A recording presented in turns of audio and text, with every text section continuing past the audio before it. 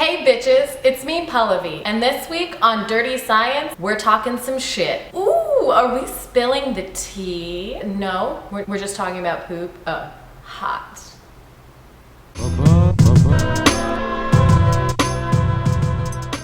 Gut health and probiotics. We're talking digestive system. Okay, so how do we digest? So that goes through several steps of digestion. The first happens in our mouths with mastication. Mastication. No, it's not a masturbation vacation, although that would be nice. Masturbation vacation. Not like a vacation to masturbate, but like a vacation from masturbating, like someone else does it for you. What's that? That's just sex?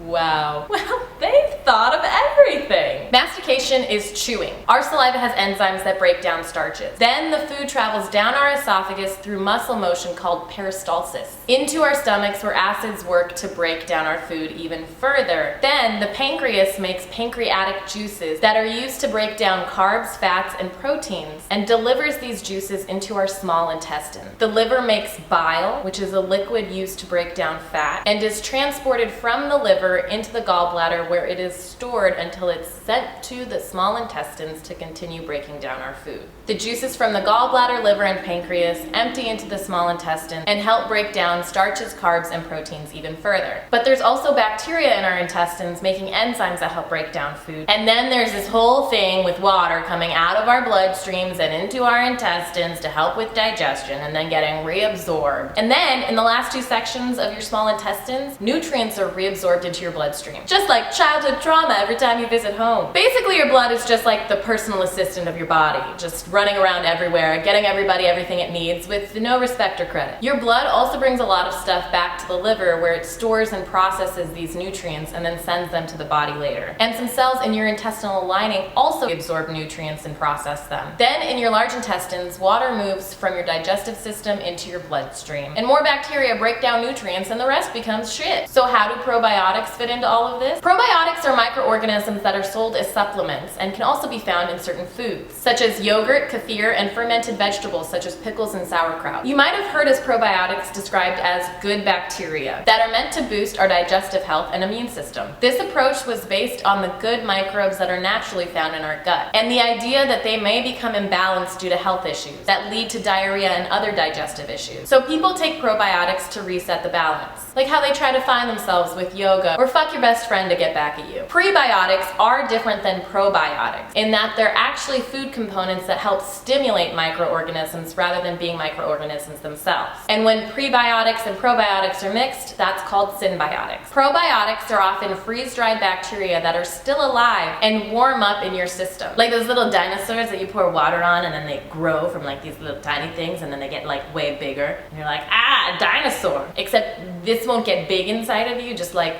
more alive than it was before. And those dinosaurs aren't alive, to be clear. And I actually never had one, I just saw it on TV. I'm not good at this.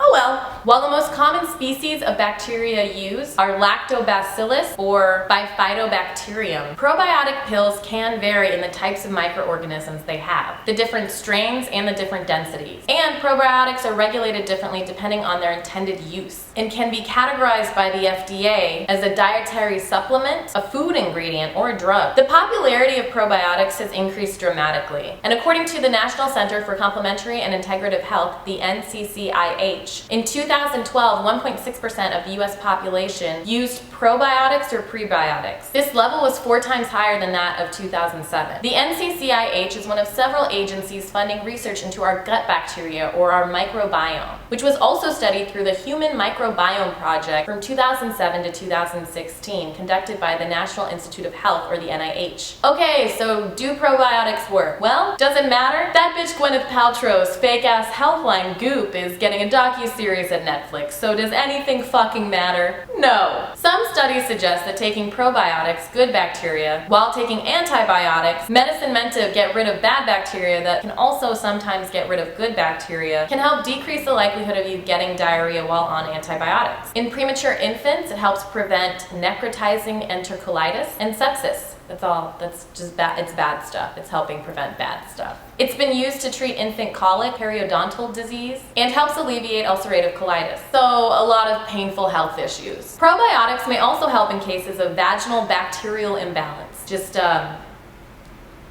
don't just take a handful and stick it up there. Apparently you're not. You're not supposed to just, it's not, it feels good. I'll give you that. It feels great, but don't. You shouldn't. Whew.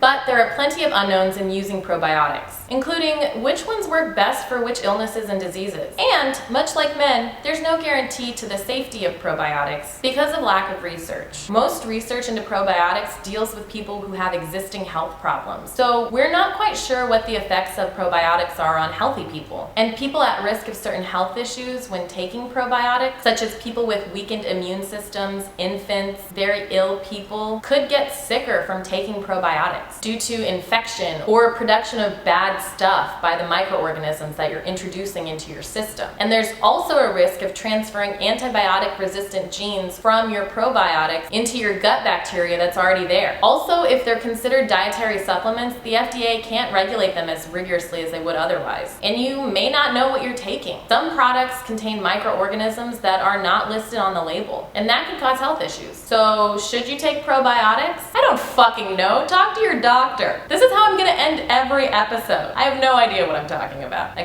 kind of do. I know a little bit, enough to say these words, but like, talk to your doctor. Stop asking Facebook for help. You're welcome. Hey, is it normal if it hurts after you eat, or is that just a result of the feelings you're having? Hello? I thought I tell you a thing and then you tell me a thing. No? Okay, bye.